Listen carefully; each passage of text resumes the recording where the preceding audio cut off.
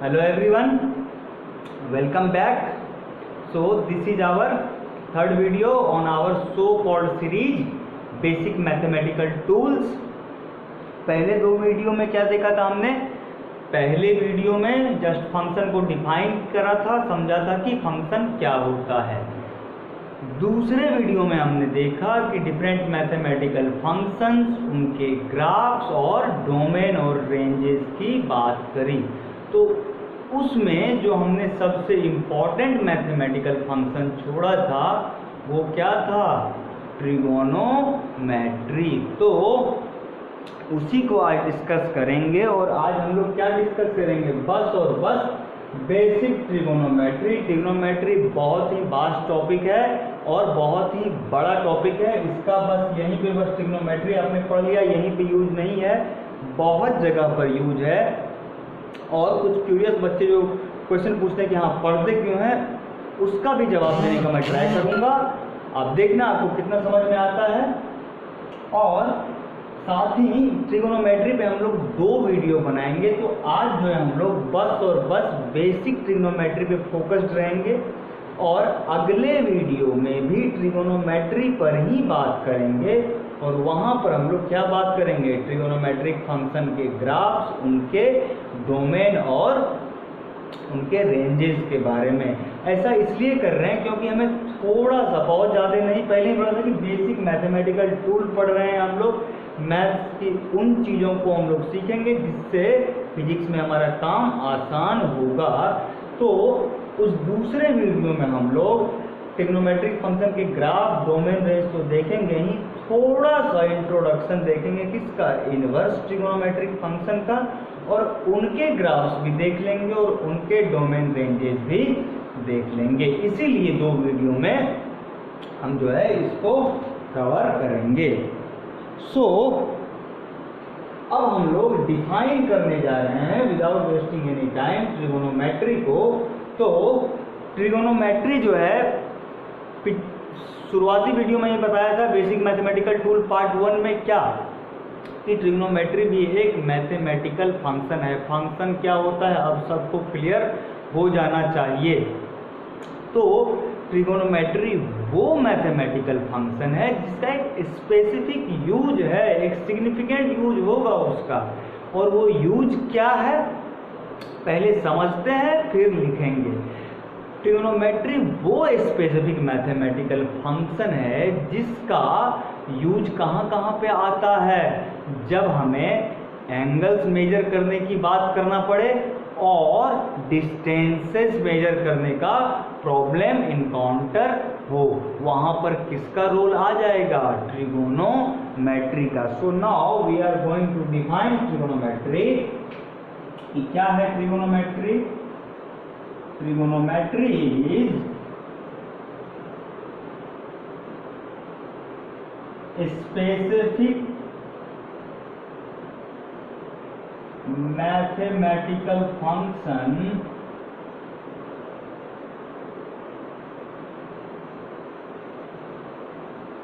concerned with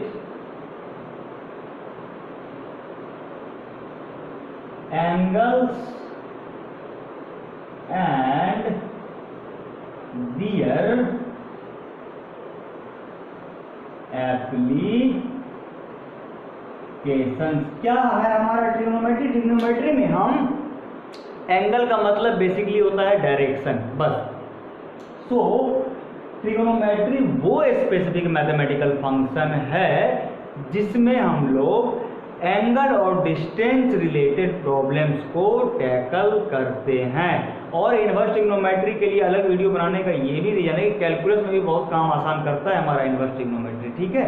so now let us move further. Trigonometry को हम लोग दो पार्ट में पढ़ते हैं। एक होता है प्लेन ट्रिगोनोमेट्री,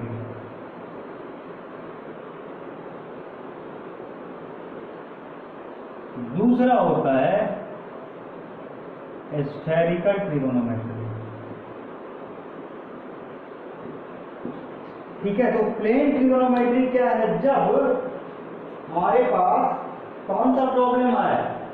वही ट्रिग्नोमेट्री का बेसिक प्रॉब्लम क्या है कि हमें एंगल और डिस्टेंस मेजर करने में ये हेल्प करता है। तो अगर वो एंगल और डिस्टेंस हम किसी एक पर्टिकुलर प्लेन में मेजर करें, मतलब एक ही प्लेन में मेजर करें, तो वो प्रॉब्लम किसका हो जाएगा? प्लेन ट्रिग्नोमेट्री का। और प्लेन ट्रिग्नोमेट्री का एप्लीकेशन यही है कि हम एंगल को एक प्लेन में मेजर करते हैं। जैसे बोर्ड क्या है अपना, एक XY प्लेन है। स्फेरिकल ट्रिग्नोमेट्री का क्या है यूज?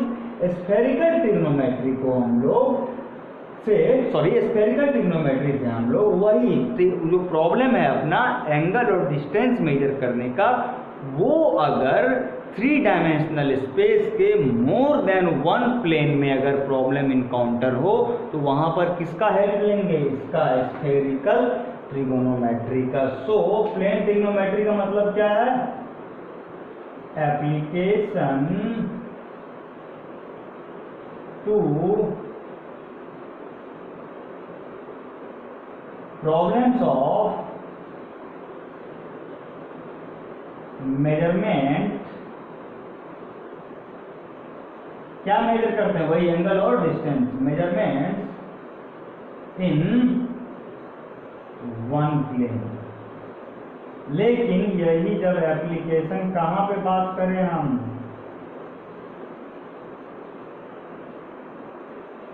मोर देन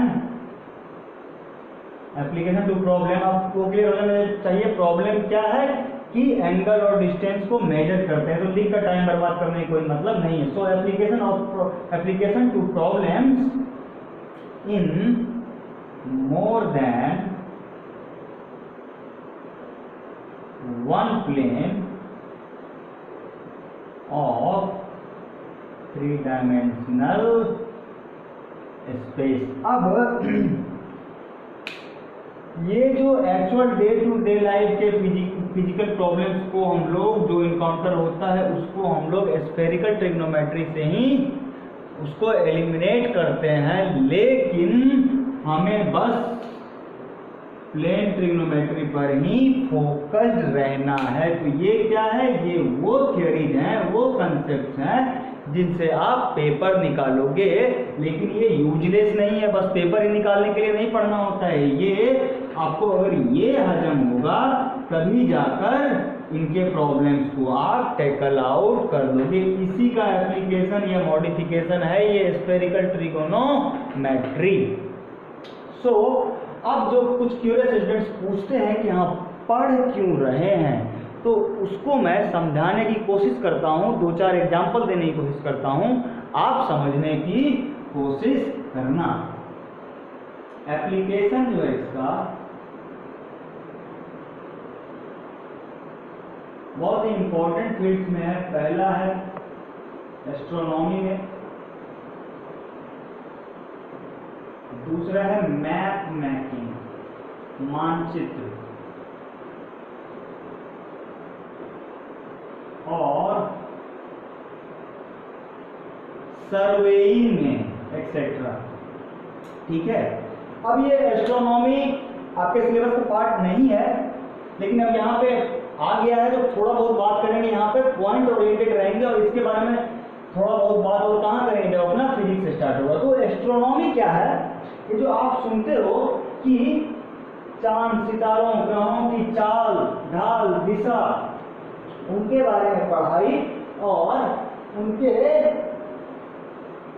मोशन करने के तौर तरीकों की स्टडी को क्या बोलते हैं?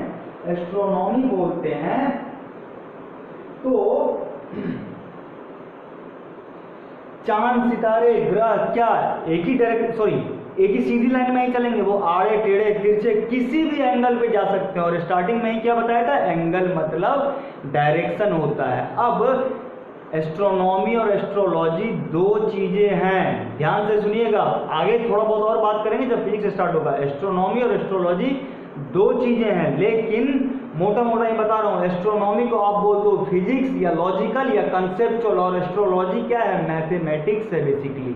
एस्ट्रोनॉमी का क्या है सिग्निफिकेंस? कि चांद सितारों ग्रहों की चाल ढाल दिशा के बारे में पढ़ते हैं, लेकिन पढ़ क्यों रहे हैं? ताकि हमने पहले वीडियो में ही क्या देखा था फंडामेंटल्स ऑफ मैकेनिक्स में कि सृष्टि का कोई भी कण किसी भी क्षण रुका हुआ नहीं है और किसी भी एक पर्टिकुलर इवेंट का दूसरे पार्ट ऑफ यूनिवर्स में इफेक्ट होता है। तो हम लोग सपोज किसी पार्ट ऑफ यूनिवर्स में है, किसी और पार्ट ऑफ यूनिवर्स में चांद सितारे चल रहे हैं, तो उनका जो इफेक्ट होता है हम पर, उसको पढ़ने के लिए हमें एस्ट्रोनॉमी का हेल्प लेना पड़ता है। आपके सिलेबस से बहुत ऊपर का चीज़ है और मास्टर को भी नहीं आता है। हाँ, थोड़ा बहुत इसके बारे में बात कर लेंगे जब फिजिक्स स्टार्ट होगा। तो चांद सितारों ग्रहों के चलने का कोई एक पर्टिकुलर पैटर्न नहीं है, रेंडमली चलेंगे तो किसी भी एंगल पे घूम सकते हैं, आड़े तिरछे भाग सकते हैं। तो वहाँ भी क्या प्रॉब्लम आता है हमें, जो एस्ट्रोनॉट्स पढ़ते हैं वहाँ पे या कुछ स्टडी करते हैं, कुछ रिसर्च करते हैं, तो क्या प्रॉब्लम आता है वहाँ भी एंगल्स का, डिस्टेंसेस का, आर्क्स का, ये और 3 डायमेंशनल स्पेस में ये सारे प्रॉब्लम आते हैं। तो वहाँ पे किसका एप्लीकेशन है? ये स्फेरिकल ट्रिग्नोमेट्री का। ध्यान देने वाली बात ये है कि एस्ट्रोनॉमी में हमारे यूनिवर्स को डायनेमिक बोला गया है और एस्ट्रोलॉजी में क्या स्टैटिक बोला गया है। एस्ट्रोलॉजी को आप मोटा मोटा समझ लो, वो जो कुंडली बनाते हैं ना कि शनि का साया है, मंगल का माया है, बस वही कुंडली बनाने में काम आता है। फैक्चुअल चीज़ें हैं, मोटा मोटा मैथमेटिक्स बोल दो। दूसरा आता है मैप मेकिंग। मैप मेकिंग में कहाँ से ट्रिग्नोमेट्री का रोल आ गया? मैप क्या होता है? किसी भी फिजिकल या ज्योग्राफिकल प्लेस का आप एक रफ स्केच बनाते हो पेपर पे पेन की मदद से, ठीक है? तो आप जो वो बनाते हो, लेटर से इंडिया का मैप आप बनाते हो, इंडिया में कोई 2 जगह पकड़ लो आप, लेटर से चेन्नई और दिल्ली, तो चेन्नई और दिल्ली के जो टाइम्स में अंतर होता है, अलग अलग जगह पे टाइम में थोड़ा बहुत अंतर होता है, ये सब देखेंगे एक वीडियो में, हर कुछ नहीं होगा। यूनिट्स एंड मेजरमेंट में थोड़ा बहुत लैटिट्यूड लॉन्गिट्यूड का इफेक्ट मैं दिखा दूंगा। अभी वही पॉइंट ओरिएंटेड रहना है, लेकिन आ गया तो बात किए बिना तो आगे बढ़ नहीं सकते। सो जब आप मैप बनाते हो तो किसी भी 2 अलग जगह का एक यूनिक कोऑर्डिनेट होता है, उन्हें बोलते हैं ज्योग्राफिकल कोऑर्डिनेट। या एस्ट्रोनॉट्स भी जो स्पेस में जाते हैं, या आप कोई जो गूगल मैप यूज करते हो तो वहाँ पे भी देखना, वहाँ भी लैटिट्यूड लॉन्गिट्यूड का बहुत इंपॉर्टेंट रोल होता है। वो भी क्या है? बेसिकली एंगल्स हैं, डिस्टेंसेस हैं।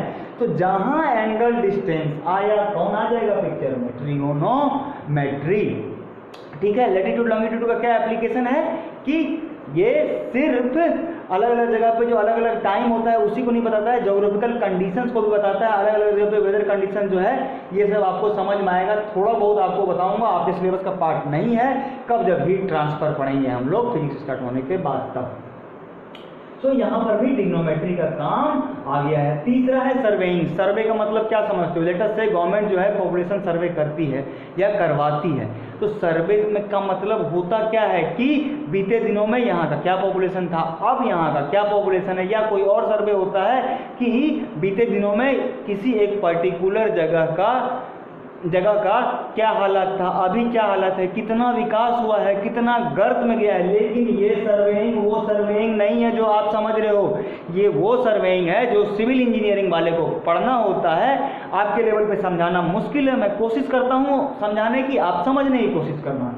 सर्वेइंग का मतलब होता है जो सिविल इंजीनियरिंग वाले पढ़ते हैं, वो होता है कि किसी भी एरिया ऑफ लैंड का एक प्लॉट होता है। कोई एक प्लॉट आप पकड़ लो, वहाँ के डेटा को आप एक्सेस करो। एक्सेस करने का मतलब क्या है? डेटा को रिकॉर्ड करो। वहाँ पर आप जो है ऑब्जर्वेशंस लो। और ये ऐसे फालतू में नहीं करते हैं, उनका यूज कहाँ होता है? कंस्ट्रक्शन प्रोजेक्ट्स में होता है। आप कंस्ट्रक्शन कहाँ पे करते हो? बेसिकली ज़मीन पे करते हो। हवा में आप मकान नहीं बना सकते। और धरती माँ हर जगह एक जैसी नहीं है, कहीं पहाड़ है, कहीं खाई है, कहीं नदियाँ हैं, कहीं वादी है। तो हर जगह पे अलग अलग टाइप का आपको क्या मिलता है? या तो इंक्लिनेशन होगा या डिक्लिनेशन होगा। यहाँ भी क्या आ गया? एंगल आ गया, आर्क आ गया या डिस्टेंस आ गया। तो कौन पिक्चर में आ जाएगा? यही ट्रिग्नोमेट्री। तो ये सब कुछ एप्लीकेशन थे ट्रिग्नोमेट्री के।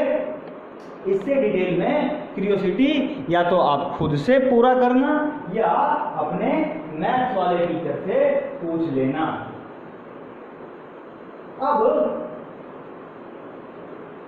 वो जो बोला था मैंने कि प्लेन ट्रिग्नोमेट्री, तो प्लेन ट्रिग्नोमेट्री इसलिए बोलते हैं क्योंकि अभी तक आप लोगों ने ट्रिग्नोमेट्रिक फंक्शन जो होते हैं, कौन कौन से फंक्शन है? बेसिकली 6 ट्रिग्नोमेट्रिक फंक्शन है, sine, cos, tan, cot, cosec, sec, ये सब हैं। तो ये सारे क्या हैं? फंक्शन ऑफ एंगल्स है। आगे में क्या करता है? थीटा लगाता है। लेकिन आप कहाँ पे डिफाइन करते हो? लेटर से ये आप एक राइट एंगल ट्रायंगल में डिफाइन करते हो, ठीक है? ये राइट एंगल ट्रायंगल है। लेटर से ए बी सी, ये परपेंडिकुलर है, ये एंगल थीटा है। लेटर से ये ए बी डिस्टेंस पी है, बी सी डिस्टेंस बी है और ए सी डिस्टेंस एच है। तो कैसे डिफाइन करते हो आप? Sine theta equal to perpendicular upon hypotenuse. Cos theta कैसे डिफाइन करते हो? Base upon hypotenuse. Tan theta कैसे डिफाइन करते हो? Sine theta upon cos theta equal to P by B. या कॉट थीटा कैसे डिफाइन करते हो? Cos theta upon sine theta equal to B by P, ये पी है। या सेक थीटा कैसे डिफाइन करते हो? 1 upon cos theta equal to H bye B. या कोसेक थीटा कैसे डिफाइन करते हो? 1 upon sine theta equal to H by P. तो ये आपने कहाँ पे डिफाइन करा है? राइट एंगल ट्रायंगल में। ट्रायंगल क्या है? ट्रायंगल एक प्लेनर फिगर है। इसीलिए बोला था कि हमें सिर्फ और सिर्फ प्लेन ट्रिग्नोमेट्री ही पढ़ना है। आपके लेवल पे इतना ही पढ़ना है, ठीक है? ये है प्लेन ट्रिग्नोमेट्री। और आज जो है ना, हम लोग एक नए अंदाज में डिफाइन करेंगे ट्रिग्नोमेट्रिक फंक्शन को। आपने ट्रायंगल में पढ़ रखा है, ये यूज्ड टू है आप, लेकिन अब क्या करेंगे? किसी और ज्योमेट्री में करेंगे। और उसका एक खास वजह है, वो धीरे धीरे इसी वीडियो में आपको समझ में आएगा। अब ट्रिग्नोमेट्री क्या है? एंगल्स का ही यहाँ पे पूरा खेल है। तो एंगल के बारे में थोड़ा सा ये बेसिक है कि ये अपना कोऑर्डिनेट सिस्टम है। लेटर से वाई एक्सिस, एक्स एक्सिस ये है। ओरिजिन यहाँ से कोई रे ले लो आप, लेटर से OP। तो ये एंगल जो बना रहा है थीटा, ये कौन सा सेंस है? घड़ी के उल्टे डायरेक्शन में। क्या बोलोगे इसको? Anti clockwise sense. तो अगर थीटा एंटी क्लॉकवाइज सेंस में है तो उसको पोएटिक बोलोगे, और अगर यही थीटा क्लॉकवाइज सेंस में होगा ना, जिस डायरेक्शन में घड़ी घूमती है, वाई एक्स ओरिजिन, लेटर से OR, ये कौन सा सेंस है? इसी डायरेक्शन में घड़ी घूमती है। थीटा क्या हो गया? क्लॉकवाइज। तो ये क्या हो जाएगा? निगेटिव। ये जनरल साइन कन्वेंशन है एंगल्स के मेजरमेंट का कि एंटी क्लॉकवाइज में आप ले लो तो पॉजिटिव, क्लॉकवाइज में ले लो तो निगेटिव। अब आपने एंगल का यूनिट क्या सुन रखा होता है? डिग्री। तो डिग्री ऐसे ही नहीं बोल सकते, आपको मेजरमेंट ऑफ एंगल का अलग अलग सिस्टम होता है, तो उसको पढ़ना है। पहला सिस्टम है sexagesimal system of measurement of angle. तो ये जो आप डिग्री सुनते हो ना, ये इसी में यूनिट है एंगल का। क्या है यहाँ पे? डिग्री। यहाँ पे हमें 3 बातें और ध्यान रखना है। पहला, राइट एंगल किसको बोलते हो? 90 डिग्री को बोलते हो। सो ये क्या हो जाएगा? 90 डिग्री। 1 डिग्री जो होता है वो होता है 60 मिनट के बराबर, इक्वल टू 60 मिनट। और 1 मिनट जो होता है वो होता है 60 सेकेंड के बारे में। बस यहाँ पर इतना ही पढ़ना था। अब अगला जो हमें system of measurement of angle पढ़ना है, हमें उसी में फैमिलियर भी होना है। उसके लिए अगले बोर्ड पर चलते हैं, और उस system of measurement of angle का नाम है circular system of measurement of angle, जहां पर कि क्या है? यूनिट एंगल को मेजर करने का रेडियन। और अब हमें इसी में फैमिलियर होना है, रेडियन में। सो क्या है? सर्कुलर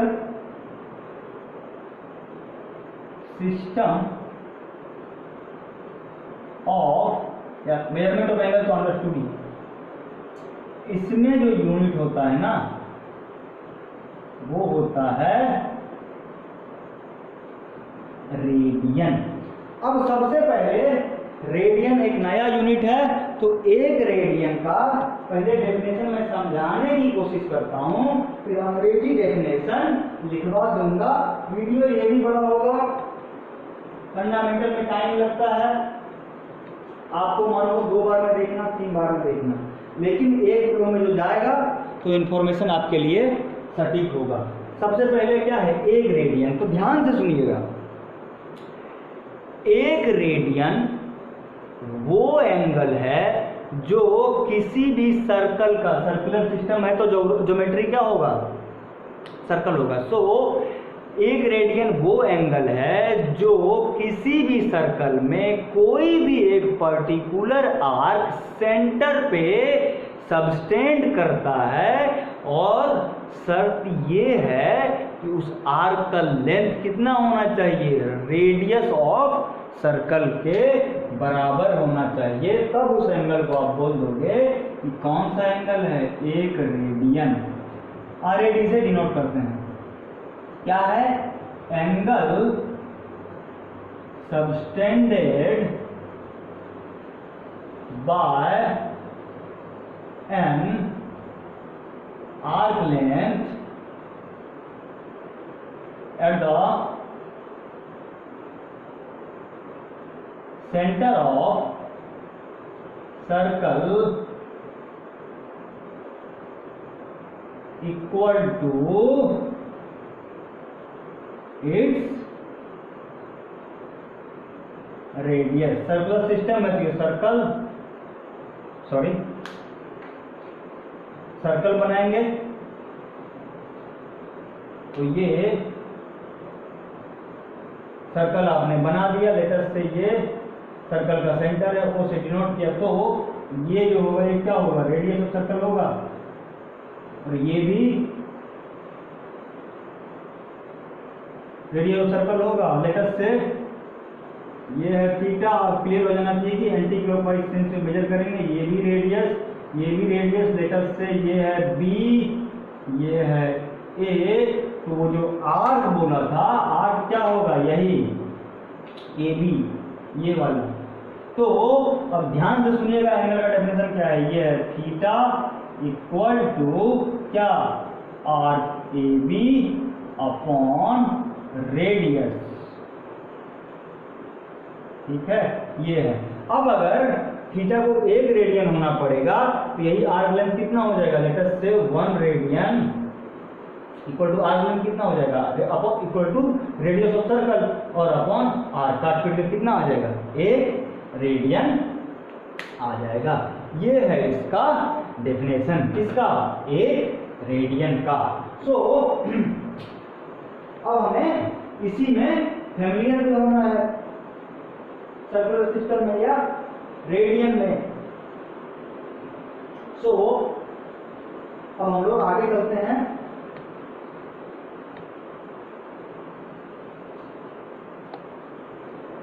हम लोग अब आगे चलते हैं। हमें करना क्या है कि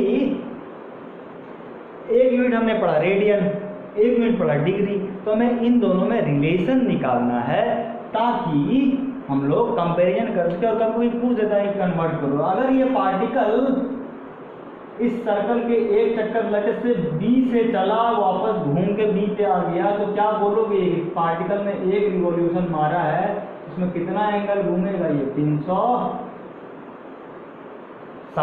ठीक है। सो अब हमें निकालना क्या है, रिलेशन बिटवीन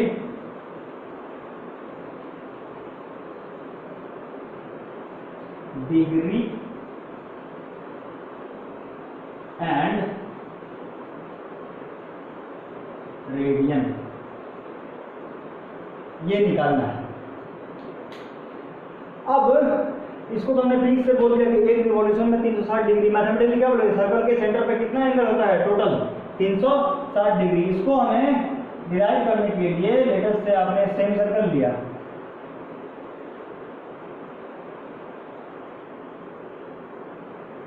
ये है इसका सेंटर O B A। पूरे सर्कल पे 360 डिग्री बनाता है, सेमी सर्कल पे कितना बनाएगा 180 डिग्री। पूरे सर्कल का सर्कमफेरेंस या पेरीमीटर क्या होता है 2 पाई आर, तो आधे का क्या होगा पाई आर। तो यहाँ पे आप OA ले लो या OB ले लो, किसके इक्वल होगा R के। और डेफिनेशन बेसिक यही है, theta equal to RAB upon R radius R length क्या हो जाएगा इस AB, R का लेंथ क्या हो जाएगा आधा सर्कल का पेरीमीटर कितना होगा पाई R अपॉन R। सो वो एंगल कितना है 180 डिग्री इक्वल टू क्या हो जाएगा पाई R अपॉन R। काट दो, बहुत इंपॉर्टेंट रिलेशन है, pi radian equal to 180 degree. तो यहाँ से अगर आप एक रेडियन का वैल्यू निकालो क्या हो जाएगा 180 डिग्री बाय पाई होगा, और अगर एक डिग्री का वैल्यू निकालना हो तो क्या हो जाएगा रेडियन में पाई रेडियन अपॉन 180 हो जाएगा। सो ये भी इंपॉर्टेंट है। अब हम कुछ क्वेश्चन करते हैं और समझने की कोशिश करते हैं किसको, इन different system of measurement angle में, sorry system of measurement of angles में क्या रिलेशन है, कन्वर्जन कैसे करते हैं। क्वेश्चन है कन्वर्ट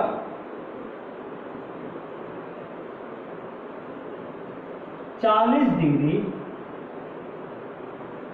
20 मिनट इनटू रेडियन, ठीक है। सो 60 मिनट बराबर क्या होता है 1 डिग्री होता है। सो 20 मिनट बराबर क्या हो जाएगा 1/3 डिग्री हो जाएगा। बस इसको देख रहे हैं। सो अब हमें इनको एक टर्म में लिखना है। सो ये 40 डिग्री 20 मिनट को आप क्या लिख दोगे 40 होल 1/3 डिग्री लिख दोगे। अब इसको कैसे सॉल्व करते हो, यहां से मल्टीप्लाई किया ऊपर वाले को जोड़ दिया, ये कितना डिग्री हो जाएगा 120 + 1 121/3 डिग्री। कन्वर्ट किस में करना हमें रेडियन में। यहां देखो एक रेडियन कितना है, सॉरी 1 डिग्री कितना है पाई अपॉन 180 रेडियन। तो इतना डिग्री को हमें रेडियन में कन्वर्ट करना है। This implies 121/3 degree is equal to पाई/180 into 121/3। So 40 degree 20 minute degree है, sorry 40 degree 20 minute equal to कितना हो जाएगा 121 पाई/540 रेडियन। इस तरह से आप कन्वर्ट कर सकते हैं एक को दूसरे में। अगला क्वेश्चन लिख रहा हूं यहां पर। क्वेश्चन ये है कि इन 2 सर्कल्स, उससे पहले क्वेश्चन समझते हैं।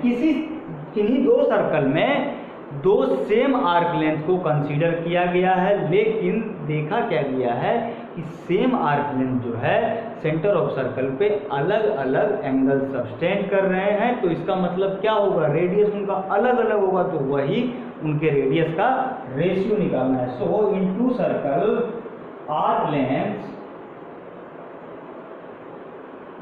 Of same length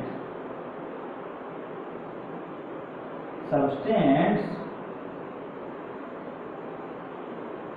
60 degree and let us से 75 डिग्री एट सेंटर। तो find ratio of their radii.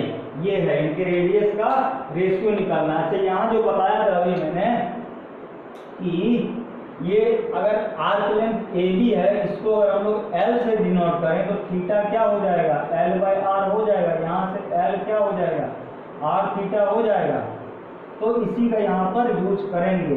लेकिन क्या दिया हुआ है, जैसे पहले का आर्क लेंथ L1 है, दूसरे का आर्क लेंथ L2 है, लेकिन यहाँ पे क्या दिया हुआ है, L1 और L2 बराबर है। So L1 equal to L2 equal to L है, थीटा 1 है 60 डिग्री, थीटा 2 है 75 डिग्री। हमें निकालना क्या है, R1 bye R2 equal to, और ये रेशियो निकालना है। तो इसको इरेज करके यहाँ पे लिख रहा हूँ, इसी का यूज करेंगे। इसका AB के arc length, AB arc length को किससे डिनोट कर दिया हमने, L से, बस इतना सा अंतर है। तो L1 इक्वल टू L2 है, तो L1 इक्वल टू क्या हो जाएगा, R1 theta 1, L1 equal to होगा R1 theta 1, L2 equal to होगा R2 थीटा 2। लेकिन L1 L2 बराबर है, तो R1 theta 1 equal to R2 theta 2 होगा, हो गया। सो R1 बाय R2 कितना हो जाएगा, थीटा 2 बाय थीटा 1 हो जाएगा, कितना हो गया 75 बाय 60, 15 से काट दो 5 बार में, 15 से काट दो 4 बार में, कितना हो गया R1 बाय R2 का रेशियो 5 बाय 4। ये क्वेश्चन था। अगला और लास्ट क्वेश्चन करेंगे इस टॉपिक का, और उसके बाद हम लोग ट्रिग्नोमेट्री को नए अंदाज में डिफाइन करेंगे। बेसिक में कोई फर्क नहीं आएगा। क्वेश्चन है कि किसी एक घड़ी में आपको मिनट हैंड का लेंथ दिया हुआ है, आपको क्या पता करना है कि कुछ टाइम दिया हुआ है क्वेश्चन में, कि उतने टाइम में उसका जो टिप होगा वो कितना डिस्टेंस कवर करेगा। डिस्टेंस क्या होता है, फिजिक्स से देखो, पढ़ मैथ रहे देखना फिजिक्स है, पाथ लेंथ होता है, वही देखना है। सो in a watch the minute hand is 1.5 centimeter. So find distance covered by 8 in 40 minute. 40 minute में कितना डिस्टेंस कवर जाएगा, ये हमें डिस्टेंस कवर करेगा, ये हमें कैलकुलेट करना है। 1 घंटे में कितना एंगल घूमेगा, दैट इज 60 मिनट में मिनट हैंड कितना घूम जाएगा, 360 डिग्री घूमेगा। ये लेटर से आर है सॉल्यूशन।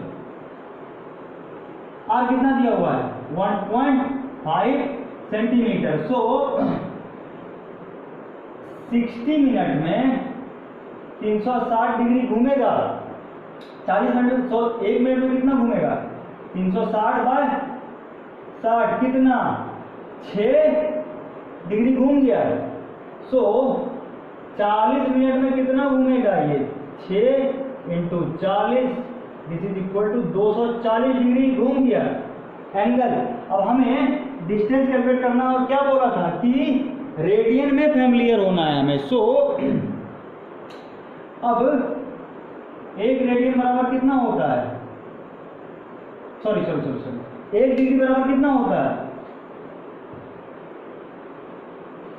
1 डिग्री बराबर पाई बाय 180 रेडियन। 240 डिग्री कितना हो जाएगा, पाई बाय 180 इंटू 240 हो जाएगा। 6 से कितने बार में, सॉरी 60 से कितने बार में, 3, 60 से कितने बार में, 4, तो ये 240 डिग्री 4 पाई बाय 3 रेडियन हो गया।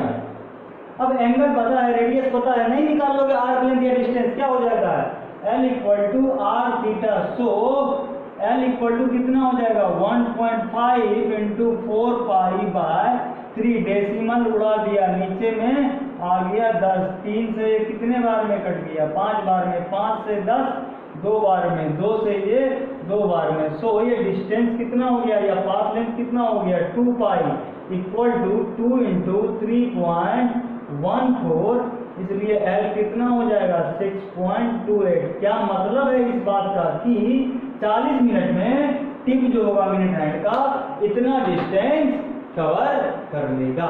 That was all for numerical in system of measurement of angles. आगे आप खुद से करना क्वेश्चन, एनसीईआरटी से उठाना, आपको ढेर सारे क्वेश्चन मिल जाएंगे।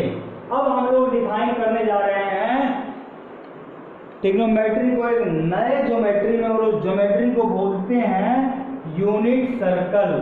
तो ये है अपना यूनिट सर्कल, ये है सेंटर, ये अपने कोऑर्डिनेट एक्सिस हैं,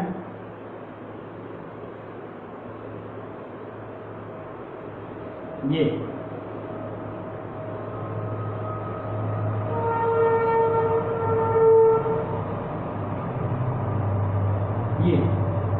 कौन सा एक्सिस है, वाई एक्सिस, कौन सा एक्सिस है, एक्स एक्सिस। ये क्या है, ओरिजिन। यूनिट सर्कल का ये मतलब है कि इस सर्कल का रेडियाई या रेडियस कितना होगा, एक यूनिट होगा, ठीक है। तो ये पॉइंट ले लो, ए ले लो, बी ले लो, सी, ये डी। यहाँ कोऑर्डिनेट क्या हो जाएगा, 0, -1 होगा, यहाँ क्या हो जाएगा 1, 0 होगा, यहाँ क्या होगा 0, 1 होगा, और यहाँ का -1, 0 हो गया। अब OA क्या है, OA equal to OB equal to OC equal to OD equal to क्या है, 1 यूनिट है। यही डेफिनेशन है यूनिट सर्कल का। अब आपको एक आर्बिट्ररी रेडियस लो, लेट अस से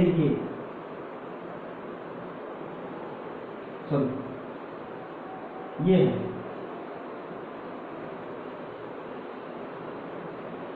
ठीक है, ये अपना, अरे sorry,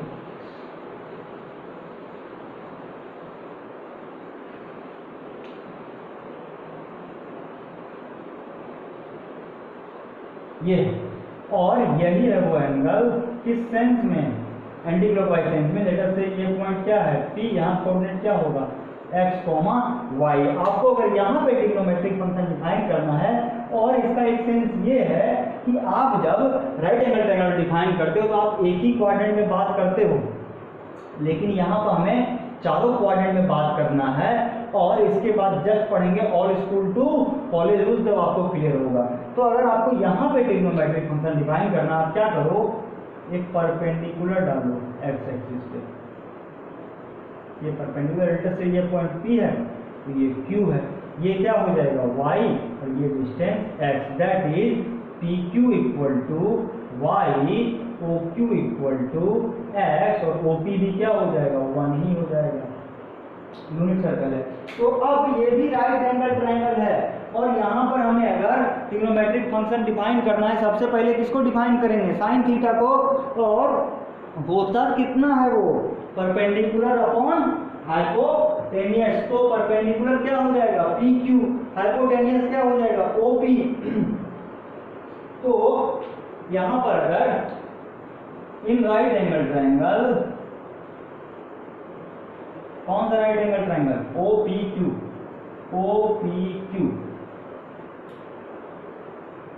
PQ upon OP equal to y upon 1 क्या होगा, साइन थीटा।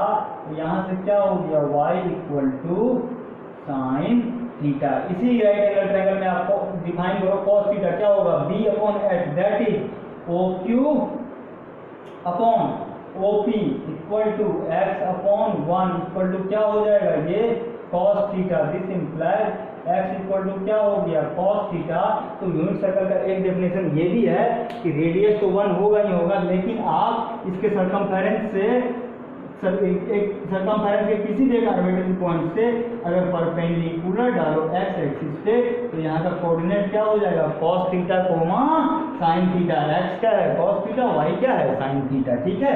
तो ये है। अब अगर ये जो हमने डिफाइन किया है ये अगर सही है, तो हमारे उस जो आइडेंटिटी है sin square theta plus cos square theta 1, sorry sin square theta plus cos square theta equal to 1, तो उसको ये सेटिस्फाई करेगा। तो ये भी क्या है अपना राइट एंगल ट्रायंगल है, कौन सा OPQ। यहाँ पर पाइथागोरस थ्योरम अगर आप लगाओ क्या होगा, OP square equal to O Q square plus P Q square होगा।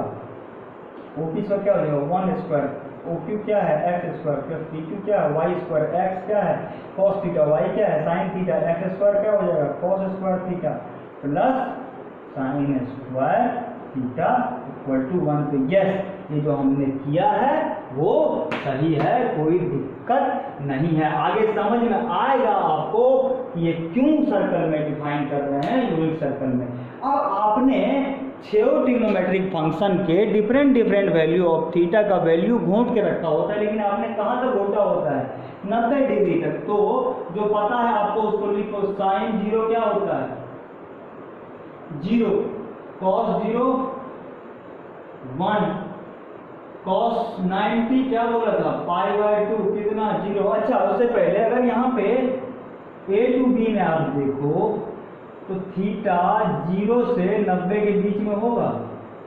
आप चले जाओ b to c, क्या होगा थीटा 90 से 180 के बीच में होगा। अब चले जाओ c to d, यहाँ पे क्या होगा थीटा जो होगा आपका 180 से 270 के बीच में होगा, 3π/2 है। अब आप चले जाओ कहाँ पर d to a, तो यहाँ पे क्या हो जाएगा आपका थीटा 270 से 360 के बीच में हो जाएगा। तो वही हमने लिखा है। अब यहाँ पर ये सबको पता होता है, साइन 0 0, कॉस 0 1, कॉस π/2 या कॉस 90 0। लेकिन अब कुछ नया चीज है वो लिखने जा रहा हूँ। साइन पाई जो होता है वो होता है 0 और कॉस पाई तो हमने, अच्छा कॉस पाई क्या हो जाएगा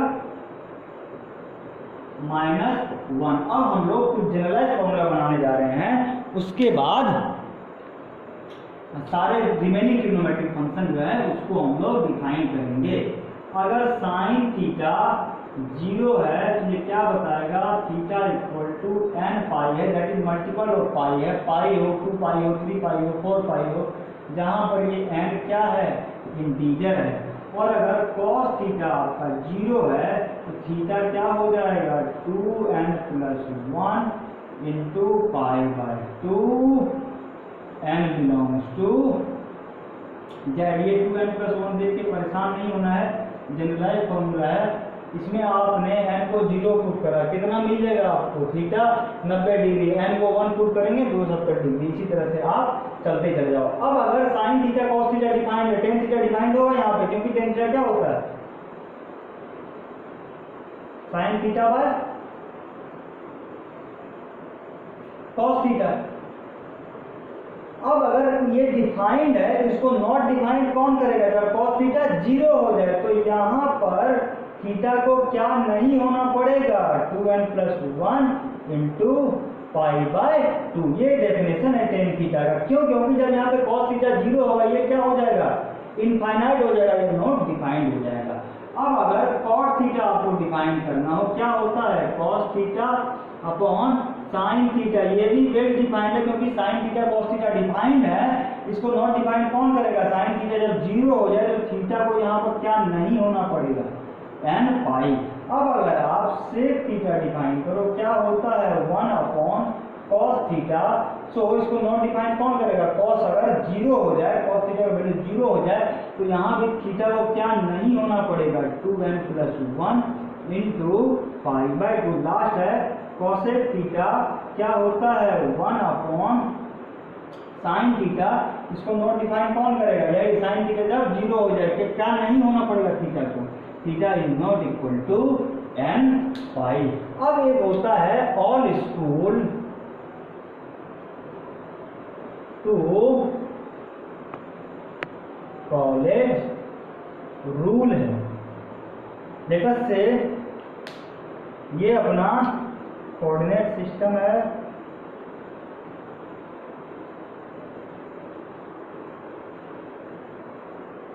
वाई एक्सिस एक्स एक्सिस। इसको क्या बोलते हो फर्स्ट क्वाड्रेंट, इसको क्या बोलते हो सेकंड क्वाड्रेंट, इसको थर्ड क्वाड्रेंट और इसको फोर्थ क्वाड्रेंट। ये भी क्या सिग्निफाई कर रहा है थीटा को इंटीग्रल बाई सेंस में मेजर करो। तो यहाँ पर पहले क्वाड्रेंट में सारे ट्रिग्नोमेट्रिक फंक्शन पॉजिटिव होंगे, सेकंड में बस और बस साइन और कोसेक पॉजिटिव होगा, तीसरे में बस और बस टेन और कॉट पॉजिटिव होगा, चौथे में सेक और कॉस पॉजिटिव होगा। अब इसीलिए यहाँ पर आपको यूनिट सर्कल में बताया गया है ट्रिगोनोमेट्री, क्योंकि ट्रायंगल में आप जब पढ़ते हो राइट एंगल ट्रायंगल में, तो वहां पर आप एक ही कोऑर्डिनेट में बात करते हैं, लेकिन अब आपका लेवल ऊपर उठ चुका है, 10वीं पास कर चुके हो आप, तो अब आपको चारों क्वाड्रेंट का हालचाल लेना पड़ेगा। इसका एप्लीकेशन अभी थोड़ी देर में ही देखेंगे। और ट्रिग्नोमेट्री का एक एप्लीकेशन ये भी है कि किसी भी ट्रायंगल में अगर आपको एक एंगल दे दे और एक साइड दे दे, तो आप रिमेनिंग साइड और रिमेनिंग एंगल्स को निकाल सकते हैं। ठीक है, ये है। अब कुछ फॉर्मूला लिखेंगे, उसके एप्लीकेशन देखेंगे। यहाँ पे हमें ट्रिग्नोमेट्रिक आइडेंटिटीज को प्रूव नहीं करना है, हमें बस एप्लीकेशन ओरिएंटेड रहना है, ताकि ये फिजिक्स में भी कहीं ना कहीं काम आएगा। ऐसे नहीं है कि फालतू में ही ज्ञान बांटा जा रहा है या नॉलेज झाड़ा जा रहा है। नॉलेज नहीं है, ये इंफॉर्मेशन है। सबको जो पता होता है उससे शुरू करते हैं। Sine square theta plus cos square theta equal to 1, sec square theta equal to क्या होता है 1 प्लस टेन स्क्वायर थीटा, या sec square theta minus tan square theta equal to 1, cosec square theta minus cot square theta equal to 1। ये आपने पढ़ रखा है, हमें इससे आगे चलना है।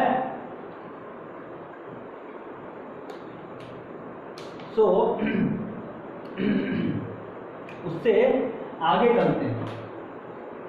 कुछ कन्वर्जन फॉर्मूला है, वो ध्यान देखिएगा, आपको एप्लीकेशन समझ में आएगा। किसका?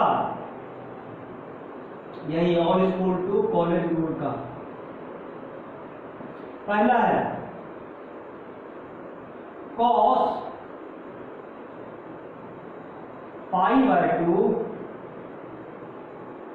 क्योंकि अभी तक आपने कहां तक पढ़ रखा होता है कि cos 90 minus theta sine 90 minus theta cos theta, लेकिन माइनस की जगह प्लस आ जाएगा। तो अगर आपको all school to college rule पता नहीं हो तो वहीं आपको दिक्कत होना शुरू हो जाएगा। cos π/2 माइनस प्लस एक्स क्या होगा, plus minus sine x, sine π/2 ये 90 ही है, क्या बात है, रेडियन में कम होंगे, π/2 प्लस माइनस एक्स ये होता है cos x, 10 π/2 minus plus x क्या हो जाएगा, प्लस माइनस cot x। ये है कन्वर्जन फॉर्मूला, ध्यान से देखिए ये कैसे आया। तो उससे पहले कुछ और फॉर्मूला लिख लेते हैं। एक है sine of pi minus plus X, ठीक है, ये क्या हो जाएगा, प्लस माइनस साइन एक्स। यहाँ पे कन्वर्जन नहीं हो रहा है। दूसरा है पाई प्लस माइनस एक्स क्या हो जाएगा, माइनस प्लस यहाँ पे पास होगा minus cos x, 10 pi plus minus x minus plus x,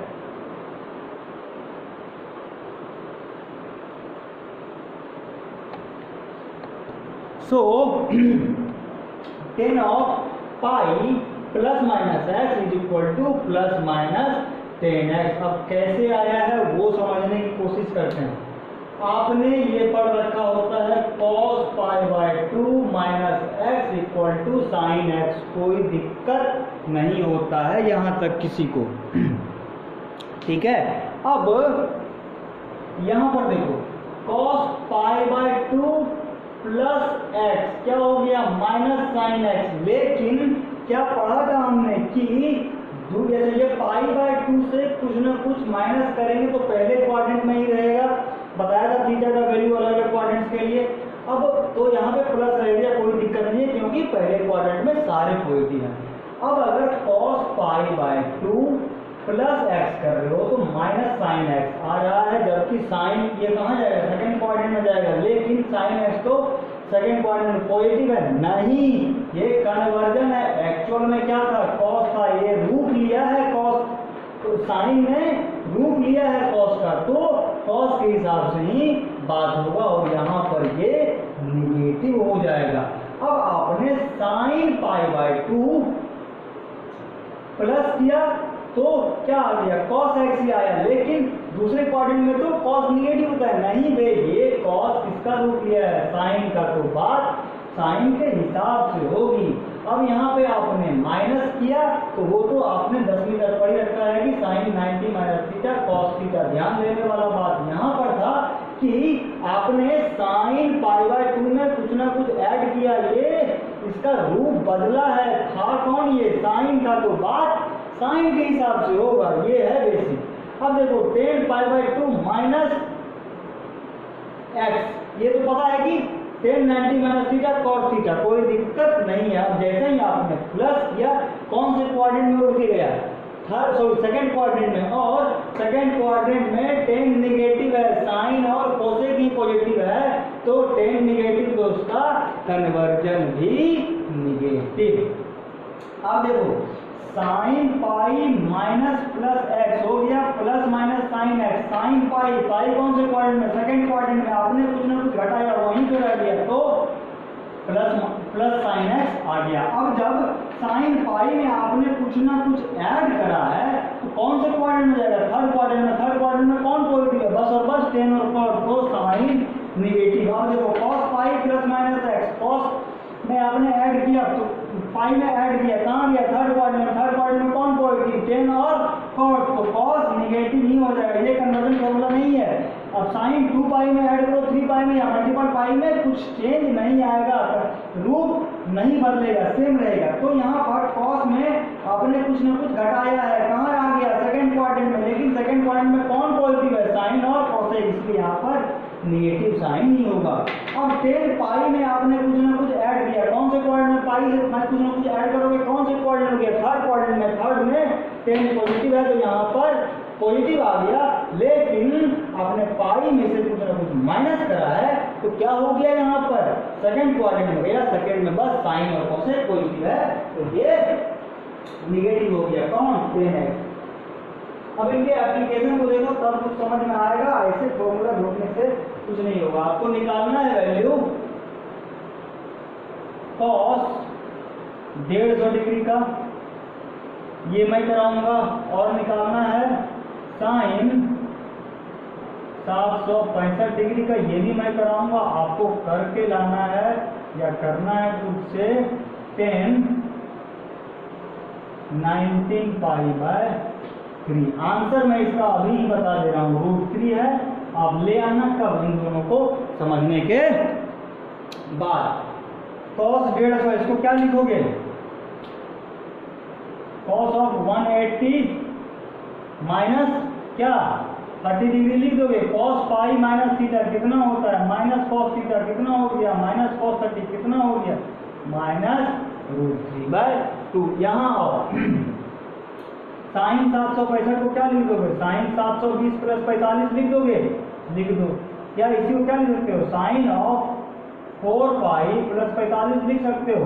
अब देखो और स्कूल टू कॉलेज रूल,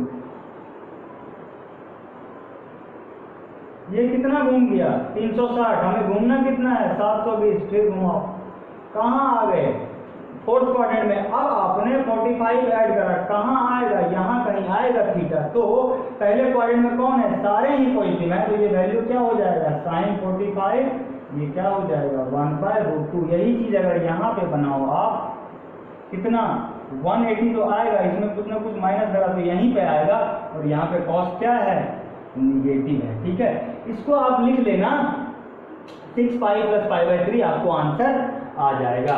अब कुछ और फॉर्मूलों की बात करते हैं, उसके बाद उनके एप्लीकेशन को देखेंगे। और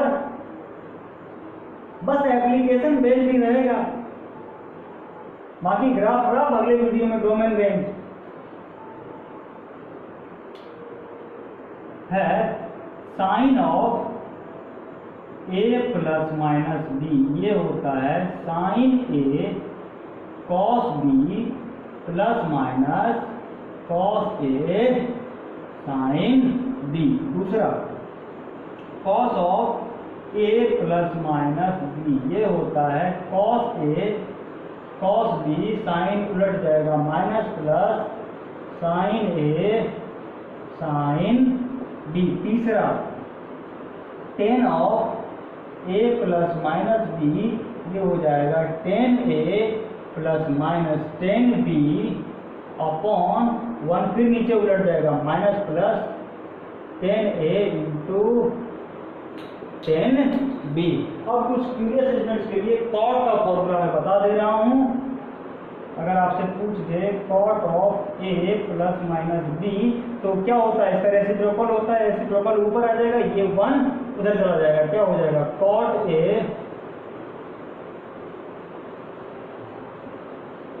cot b minus plus 1 upon cot a plus minus cot b। अब इसका एप्लीकेशन देखो और कुछ होमवर्क के लिए मैं दे दूंगा।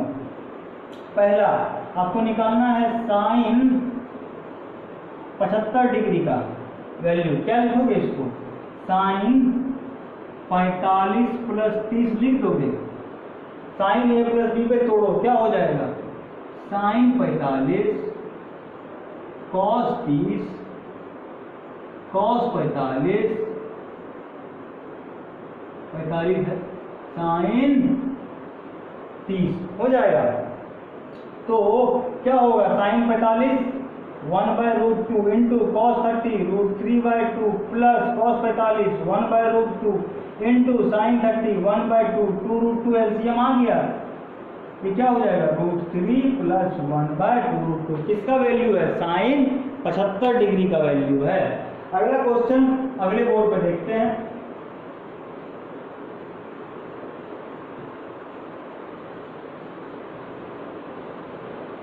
आपको निकालना है लेट अस से 15 डिग्री का वैल्यू, ठीक है, ये कर लेना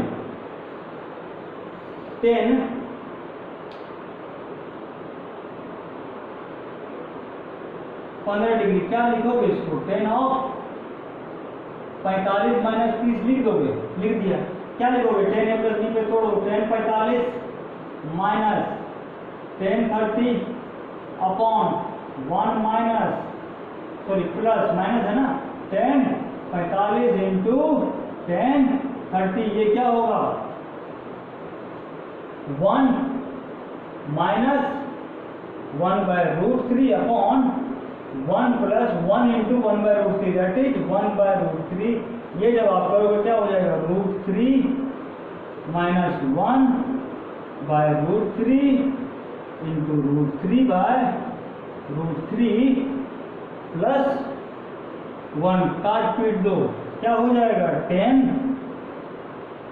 15 डिग्री का वैल्यू हो जाएगा √3 माइनस 1 अपॉन √3 प्लस 1। ये मैंने ऐसे एक लाइन में ऐसे इस तरह लिख दिया कि फॉर्मूला होता है x upon Y upon p upon q। इसको लिख सकते हो x³ अपॉन वाई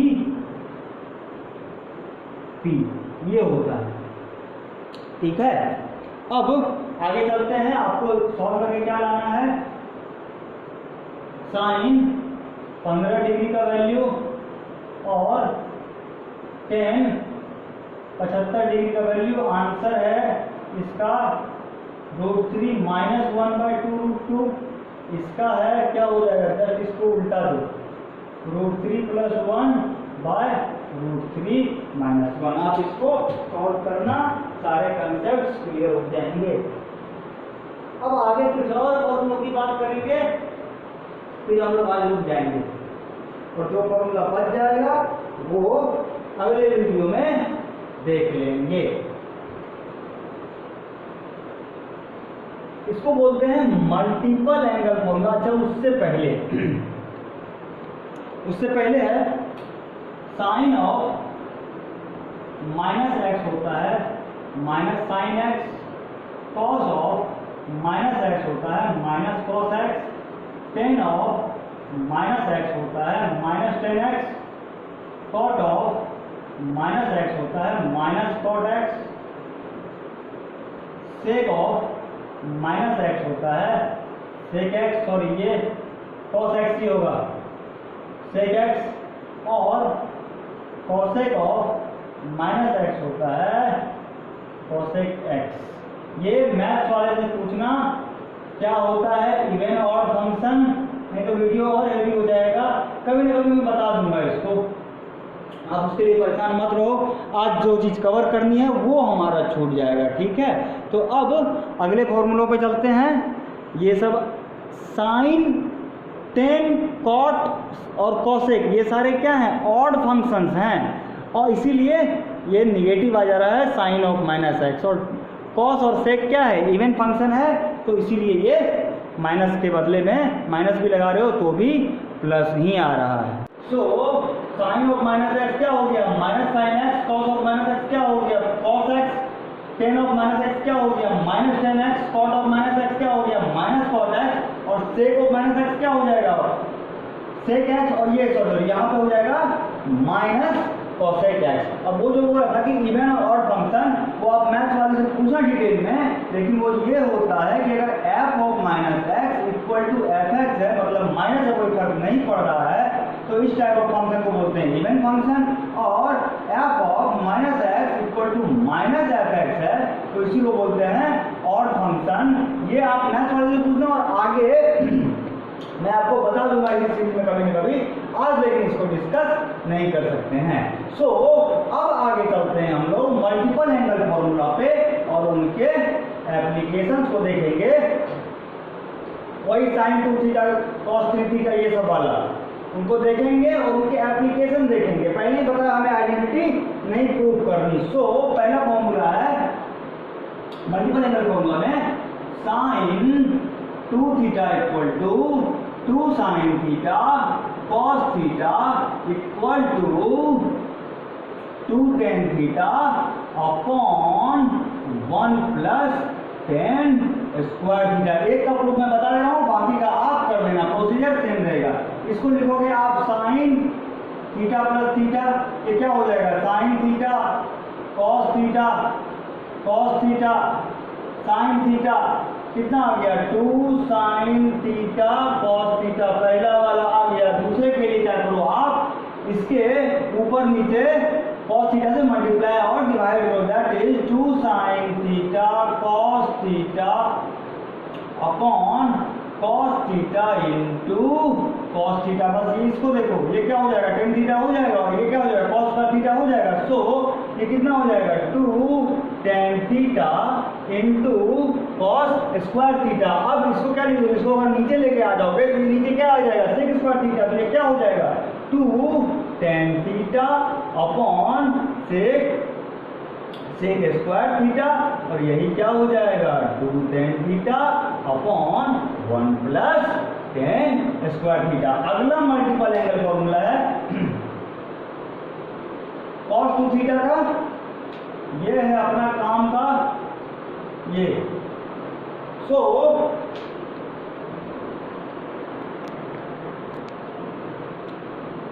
अब क्या है cos 2 थीटा का फॉर्मूला, देखो इसका भी 3-4 फॉर्मूला है। cos 2 थीटा होता है 2 cos स्क्वायर थीटा माइनस 1, यही होता है cos square theta minus sine square theta, यही होता है 1 माइनस 2 साइन स्क्वायर थीटा, और यही होता है 1 minus 10 square theta upon 1 plus 10 square theta. tan 2 theta का फॉर्मूला क्या हो जाएगा, tan 2 थीटा का फॉर्मूला हो जाएगा 2 tan theta upon 1 minus 10 square theta. अब देखो आप साइन 3 थीटा कॉस 3 थीटा का फॉर्मूला देखो, साइन 3 थीटा क्या होता है, ये होता है 3 sine theta minus 4 sine cube theta. Cos theta क्या हो जाएगा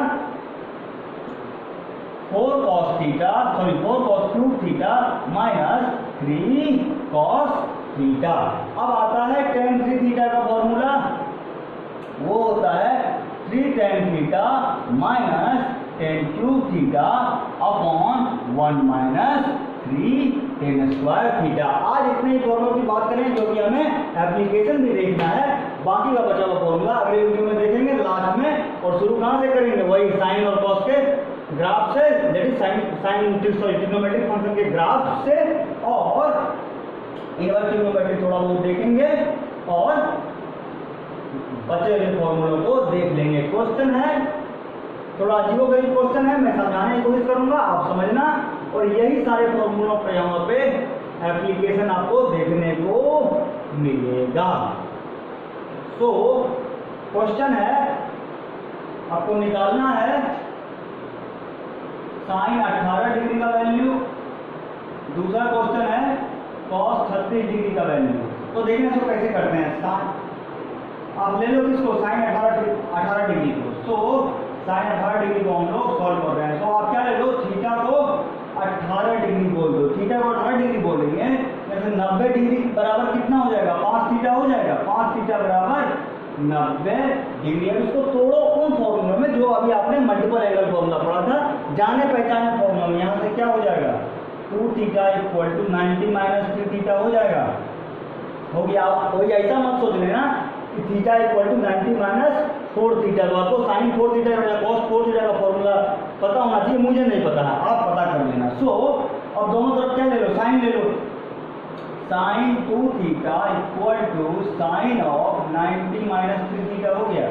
अब इसको क्या लिखोगे, 2 sine theta cos theta equal to cos 3 theta लिख दोगे, और यही किसके बराबर हो जाएगा, 4 cos cube theta minus 3 cos theta. दोनों को इक्वेट कर दो, 2 sine theta cos theta equal to cos theta common ले लो, क्या बच जाएगा, 4 कॉस स्क्वायर थीटा माइनस 3 हो जाएगा, कॉस थीटा काट दो। अब इसको फिर से कन्वर्ट करो, 2 sine theta equal to 4 into 1 minus cos square theta लिख दोगे, सॉरी साइन स्क्वायर थीटा लिख दोगे, कॉस स्क्वायर थीटा को 1 माइनस साइन स्क्वायर थीटा और माइनस 3, ये क्या हो जाएगा, 2 sine theta equal to 4 minus 4 sine square theta minus 3। तो ये क्या आ गया अपना, ये आ जाएगा, इसको इस तरफ लेके आ जाओ, 4 sine square theta plus 2 sine theta और 4 माइनस 3 1, तो इस तरफ आएगा, क्या हो जाएगा, -1। साइन में क्वाड्रेटिक बन गया। अब इसको सॉल्व करो, let us say sine theta equal to t, ये क्वाड्रेटिक क्या हो जाएगा, 4t square plus 2t minus 1। क्या तरीका है, t इक्वल टू क्या हो जाएगा, minus b plus minus under root b square minus 4ac upon 2a। तो यहाँ से आप सॉल्व करो इसको, क्या हो जाएगा, -2 plus minus under root 2 square minus 4 into minus 1 upon 2 into 4। तो ये क्या हो गया, ये आपको हो जाएगा -2 प्लस माइनस रूट 20 अपॉन 8 लिख दोगे इसको। अब इसी को ऊपर चल के लिख रहे हैं, तो इसको आप क्या करो, 2 कॉमन ले लो, तो 2 अगर आप कॉमन ले लोगे तो ये क्या हो जाएगा, -1 प्लस माइनस रूट 5 बाय 8। काट पीट दो, कितना हो गया, ये हो गया -1 प्लस माइनस रूट 5 बाय 4। तो टी का वैल्यू जो होगा क्या होगा, या तो -1 प्लस रूट 5 बाय 4 होगा, और या -1 माइनस रूट 5 बाय 4 होगा। लेकिन ये नहीं होगा, इसका रीजन अगले वीडियो में देखेंगे। अभी तक के लिए यहाँ पे लिख रहा हूँ कि क्या होता है, रूट 5 क्या होगा, 2 से बड़ा होगा, रूट 3 कितना होता है, 1.732। तो ये क्या होगा, 2 से कुछ बड़ा नहीं होगा, तो ये -1 -2 पॉइंट समथिंग, और नीचे में डिवाइडेड बाय 4 है, तो ये -1 से छोटा हो जाएगा। और साइन थीटा जो है -1 से 1 के बीच में होता है, और ये क्लोज इंटरवल का क्या मतलब है कि -1 भी इंक्लूड होगा, इससे कम नहीं और 1 से ज़्यादा नहीं, इसलिए नेग्लेक्ट कर दिया हमने। t का वैल्यू क्या आ गया, root 5 -1 by 4 equal to sine theta, theta कितना लिया था हमने 18 degree, this implies sine 18 degree equal to √5 minus 1/4। अब cos 36 डिग्री को क्या लिख दोगे, cos 36 डिग्री थीटा को आपने 18 बोलो तो सीधा सीधा क्या हो जाएगा, cos 2 थीटा हो जाएगा, और cos 2 जाएगा, साइन के टर्म में क्या फॉर्मूला है 1 minus 2 sine square theta equal to cos 2 theta.